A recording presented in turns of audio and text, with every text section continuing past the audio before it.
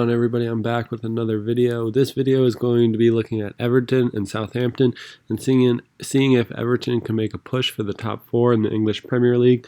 This will be made using Keyframe as usual, and let's get right into it. So Southampton, in their initial phase of build-up, they built up using their goalkeeper, but it wasn't really a build-up. It was very direct and very vertical. They used their 4-4-2 or 4-2-2-2 formation, and the first things we can see to create width, they use minimum width through their fullbacks, occupying the interior part of the wide corridors. Then we can see the center defenders occupying the half space and central corridor with the goalkeeper, and now the two central midfielders occupying a little bit higher up the field, but in the interior part of the half spaces, ready for the direct ball, while Everton looks to press. And I'm just going to connect the fullbacks with the central defenders so we see the initial build-up shape and just how narrow it is. But Everton, they played with a 4-diamond-2 formation with Calvert-Lewin and Richarlison at the 2 striker position in front of the diamond. Then Sigurdsson was the 10, playing just underneath them and being able to press. So Calvert-Lewin and Richarlison were tasked with pressing each of the center defenders, as well as being able to back press the fullbacks if the ball were to go wide. So with these dual roles, they had a clear aim for what they did in the defensive phase. With their diamond formation, Sigurdsson being able to jump just a little bit to increase or decrease the horizontal space between the 2 strikers, as well as use his cover shadow to block one of the midfielders with his other 3 diamond players just underneath him, as well as shifting and having to press in the wide areas as well. So now when the ball is played long, we can see straight away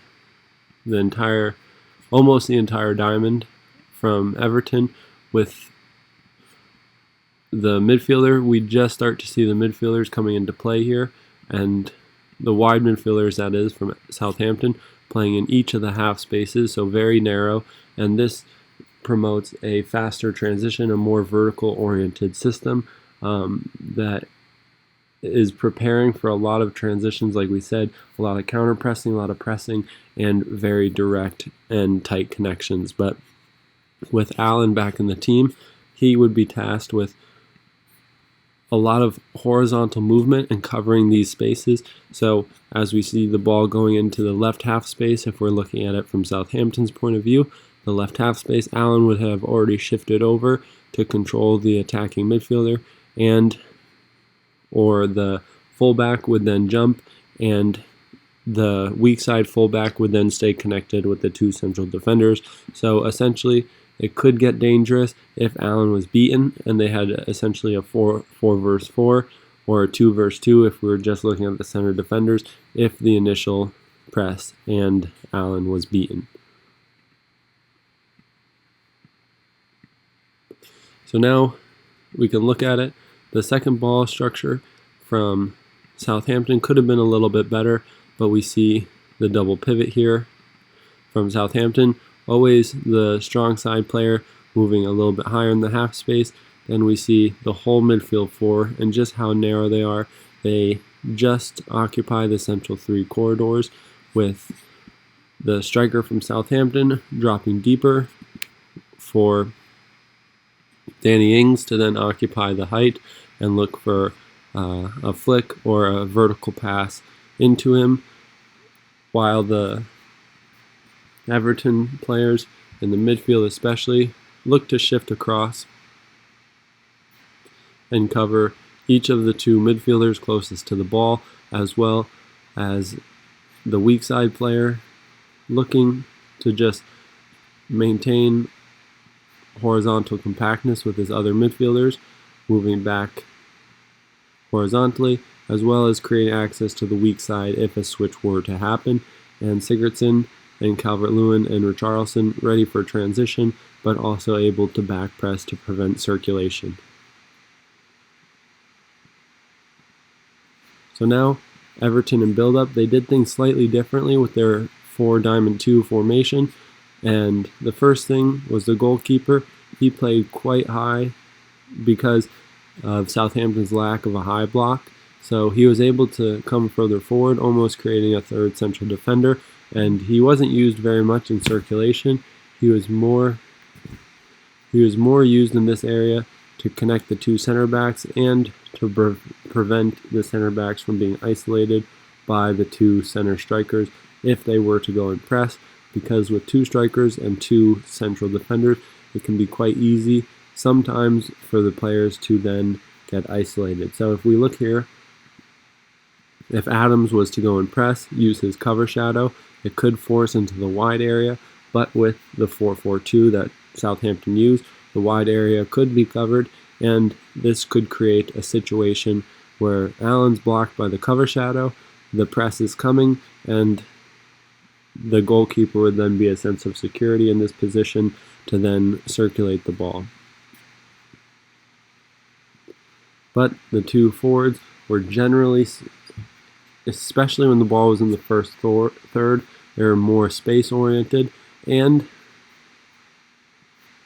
when we think about it, the aim wasn't to play Allen through this first line pass between the two forwards. Allen's role in the initial build-up was to affect and narrow the two forwards, because this then in turn opened up the half space to then progress through, either dribbling a little bit or through passing in the third man option, which then Allen, which was more the situation that they desired, would then move into the blind spot and collect the third man movement and the ending pass of the sequence.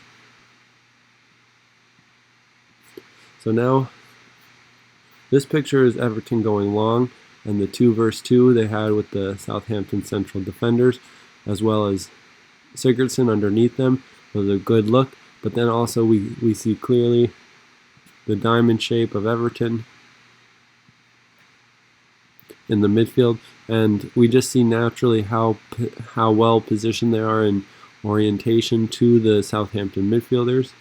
So we see obviously the 4-4-2 from Southampton, and there's some key dynamics here for Everton players. So Decore on the weak side here, he's positioning between the central mid and wide midfielder, as well as likewise on this near side. And these players would effectively be able to pin or narrow or really manipulate the wide players, as well as their tendency and freedom to move into wide areas because of the lack of width they have in the higher positions, because the width is being created through their fullbacks. So not only by their positioning narrows the players, but if they drop deeper, they could even draw out the vertical compactness of Southampton and leaving more of a Sigurdsson player open or a checking forward between the lines in the half space if they were to come deeper. So a lot of potential to manipulate these midfield 4 of Southampton, as well as look to create positional superiority between the players and operate in their blind spots.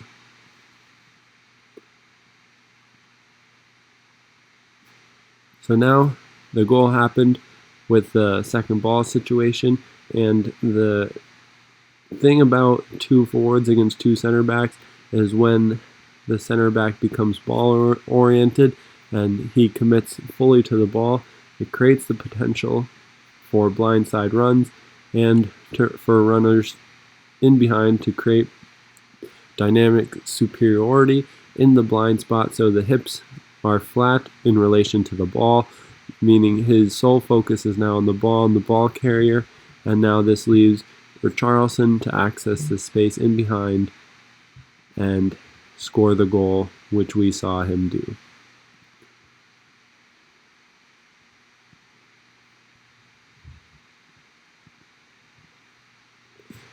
Now again, just a Southampton build-up shape and Everton defensive shape.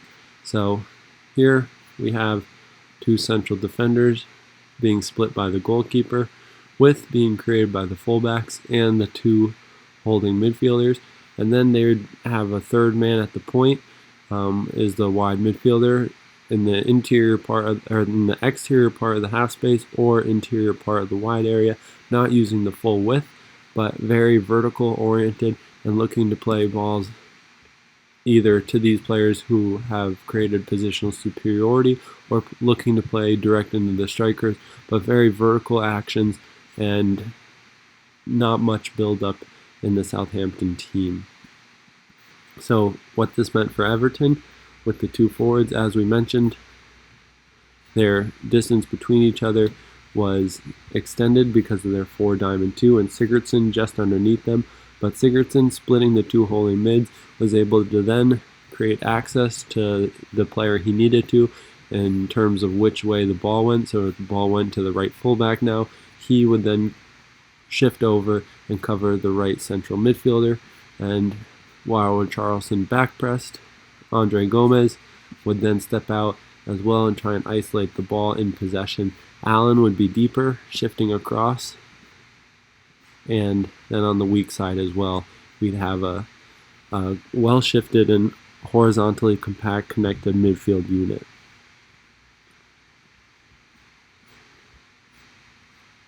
So looking at the shape again, in the build-up phase, we have our back four. You can't see the players on this side, but they're there. And now we see our 3 of our 4 midfielders, and now just the positioning they have between the lines. And we start to see the blind side dynamic created by Allen. So by playing in the blind side of the 2 forwards, he's able to then free himself up via movement.